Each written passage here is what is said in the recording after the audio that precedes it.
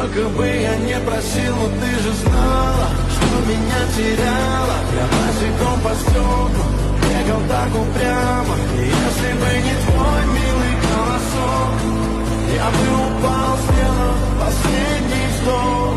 И звезды мирно падали, как будто до меня.